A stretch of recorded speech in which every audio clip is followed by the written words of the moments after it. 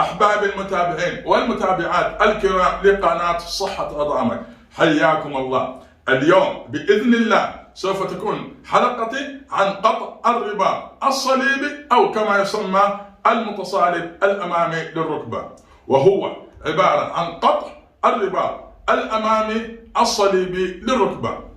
أما بالنسبة للأسباب المسببة لتمزق أو قطع الرباط الصليبي الأمامي فتشتمل على التالي: أولا، التواء مفصل الركبة أثناء الدوران أو أثناء القفز.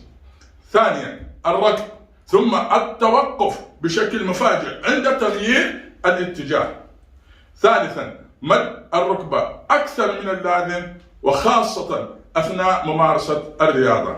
رابعا، تلقي الضربة بشكل مباشر على الركبة مما يؤدي إلى حركة فجائية للركبة، والذي بدوره يؤدي إلى قطع في الرباط المتصالب للركبة. أما بالنسبة لأعراض قطع الرباط الصليبي الأمامي فهناك بعض الأعراض التي قد يشعر بها المريض، ومنها الشعور بألم شديد خاصة عند الإصابة بالقطع مباشرة.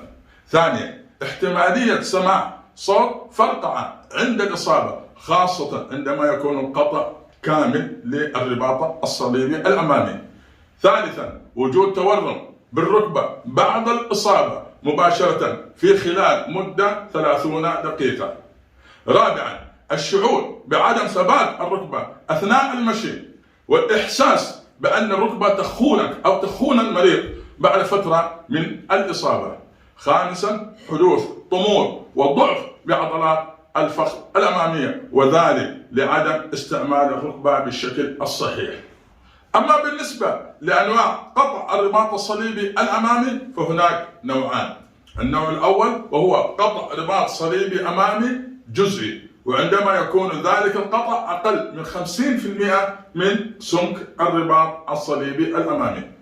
النوع الثاني وهو قطع كامل أو شبه كامل، ويكون ذلك عندما يكون القطع أكثر من 50% من سمك الرباط الصليبي الأمامي. فعندما يكون أكثر من 50% نعتبره قطع شبه كامل، وعندما يكون قطعا كاملا نعتبره قطع كامل للرباط الصليبي الأمامي. أما بالنسبة لعلاج قطع الرباط الصليبي الأمامي فيشتمل على التالي: أولا، الوقاية، فهنالك العديد من العوامل التي تساعد على تجنب الإصابة بقطع الرباط الصليبي الأمامي، ومنها أولا عمل تمارين منتظمة لتقوية عضلات الفخذ الأمامية والخلفية للحفاظ على توازن عضلات الفخذ وخاصة للرياضيين. اثنين، الاهتمام بتعليم الرياضيين التقنيات المناسبة لوضع الركبة أثناء الجلوس والقفز والهبوط وممارسة الألعاب الرياضية المختلفة. ثالثا، تجنب الملاعب التي تكون الأرضية فيها غير مستوية مع ارتداء أحذية مناسبة حسب الرياضة التي يتم ممارستها. ثانيا، العلاج الدوائي والطبي لقطع الرباط الصليبي الأمامي، والذي يشتمل على التالي: أولا، الحرص على وضع كمادات ثلج على الركبة لمدة 10 دقائق من 3 إلى 5 مرات باليوم. ثانيا، الحرص على رفع الطرف المصاب من يوم إلى 3 أيام. ثالثا، استعمال أدوية مضادة التورم مثل حبوب الريباريك لتخفيف تورم الركبة. رابعا، استعمال الأدوية المسكنة للآلام مثل السيلبريكس أو الموبيل. خامسا، يمكن استعمال رباط ضاغط خفيف على الركبة حتى يخفف من الآلام والتورم. سادسا، استعمال العكاكيز خلال الأيام الأولى من الإصابة. سابعا، الحرص على إجراء العلاج الطبيعي لتقوية عضلات الفخذ الأمامية والخلفية، وعادة يكون بعد الأسبوع الرابع من الإصابة من قطع الرباط الصليبي، والذي يمتد من 6 إلى 12 أسبوع. ثانيا وأخيرا، يتم العمل الجراحي بالمنظار، وذلك عند استمرار عدم استقرارية الركبة، أي الشعور بخيانة الركبة للمصاب، ويتم ذلك عادة باستعواض الرباط المقطوع برباط من أوتار عضلات الركبة.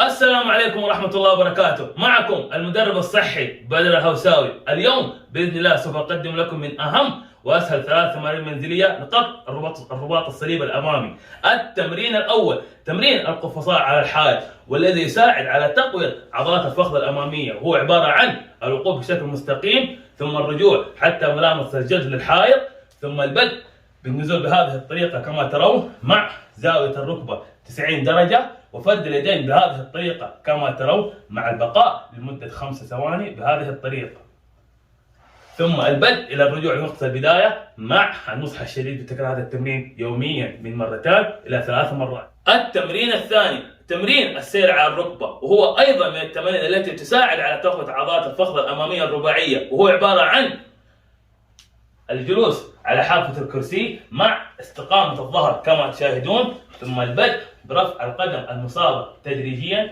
بهذه الطريقة كما تشاهدون، مع الضغط عليها بكلتا اليدين، مع البقاء على هذه الوضعية لمدة 5 ثواني، ثم البدء بالرجوع تدريجيا مع تكرار هذا التمرين من 10 إلى 20 مرة للساقة الواحدة من 2 إلى 3 مرات يوميا، مع إمكانية زيادة الأوزان المناسبة للجسم لتقوية عضلات الفخذ الأمامية الرباعية. التمرين الثالث تمرين رفع الساقة المستقيمة، وهو أيضا من التمارين التي تساعد على تقوية عضلات الفخذ الأمامية الرباعية، وهو عبارة عن الجلوس على أرض مستوية كما تشاهدون، ثم البدء بالنزول تدريجيا على قطعة القماش، ثم البدء برفع القدم المصابة بهذه الطريقة كما ترون، ثم جذب مقدمة القدم كما تشاهدون، مع البقاء على هذه الوضعية لمدة 5 ثواني، ثم البدء بإرجاعها تدريجيا إلى نقطة البداية، مع تكرار هذا التمرين من 10 إلى 15 مرة للقدم الواحدة من 2 إلى 3 مرات يوميا، مع إمكانية زيادة الوزن تدريجيا لتقوية عضلات الفخذ الرباعية الأمامية. أما بالنسبة للغذاء الصحي والمكملات الغذائية لإصابة قطع الرباط الصليبي الأمامي، فأنصح بتناول التالي: أولا تناول الأحماض الدهنية أوميجا 3، حيث تقوم هذه الأحماض في السيطرة على الالتهابات المصاحبة لقطع الرباط الصليبي الأمامي، حيث توجد هذه الأحماض الأوميجا 3 في الأسماك الدهنية مثل سمك الرنجة والسلمون والسردين والتونة، كما يوجد أيضا على شكل حبوب. ثانيا أنصح أيضا بتناول مضادات الأكسدة كفيتامين سي، حيث تقوم بتسريع عملية الاستشفاء عن طريق تقليل الالتهابات وتعزيز القوة العامة للجسم. كما أنصح بتناول حبوب كبريتات الكوندروتين، حيث أن الكوندروتين يعمل على حمل الماء والمغذيات إلى غضاريف الركبة والسماح للجزئيات الحيوية بالتحرك أو بالحركة داخل الغضاريف. كما أنصح بشرب الشاي الأخضر، حيث يحتوي الشاي الأخضر على مجموعة كبيرة من مضادات الأكسدة، والتي تحد أيضا من الالتهابات وتمنع من تلف الغضاريف داخل الركبة. أما بالنسبة لطبخة الصحية الغذائية لإصابة قطع الرباط الصليبي الأمامي، فهي الكوارع، أو كما يسمى المقادم بالطريقة الشامية، وذلك لاحتوائها على الجيلاتين والفسفور والمغنيسيوم، واحتواء المكسرات المصاحبة على الألياف والبروتينات والمعادن التي تساعد على تعزيز صحة العظام والغضاريف. مكوناتنا: زوج من كوارع أو مقادم الغنم، وأفضلها أن تكون مشروطة منظفة ومغسلة كما ترون. نصف رغيف من خبز الحب محمص بزيت الزيتون.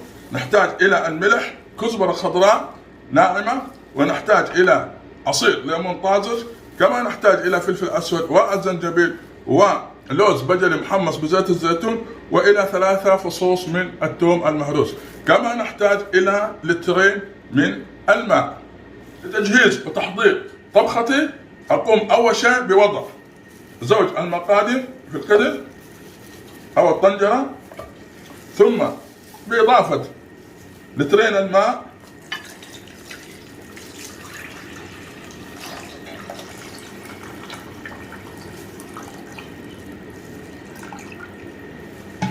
ثم القيام بوضع القدر على نار متوسطة كما ترون، وتركها لمدة 120 دقيقة حتى تنضج الكوارع. الآن بعدما نضجت الكوارع كما ترون نقوم بإضافة الملح حسب الرغبة كما ترون، مع إضافة الزنجبيل أيضا حسب الرغبة،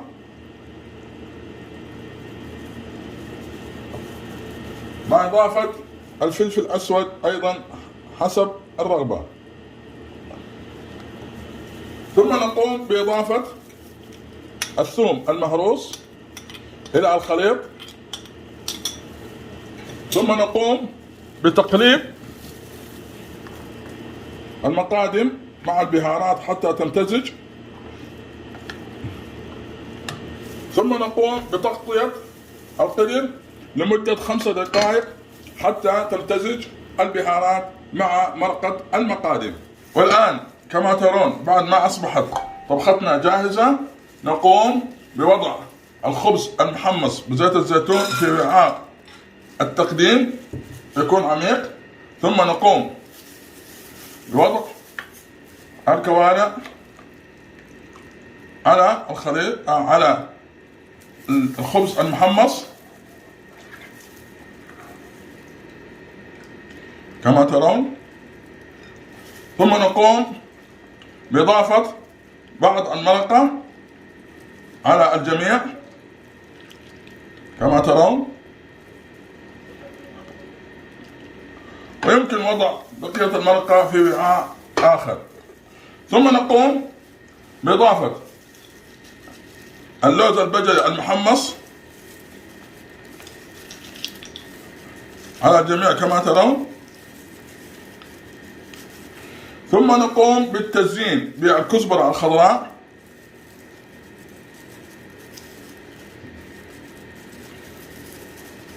ثم نقوم بإضافة بعض عصير الليمون الطازج كما ترون. والله للأمانة الريحة ما شاء الله.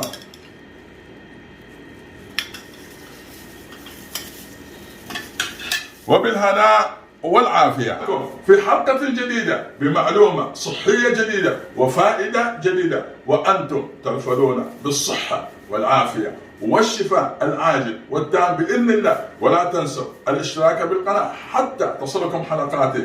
معكم الدكتور الشيف موسى الحوساوي، مجددا تحياتي ومع السلامة.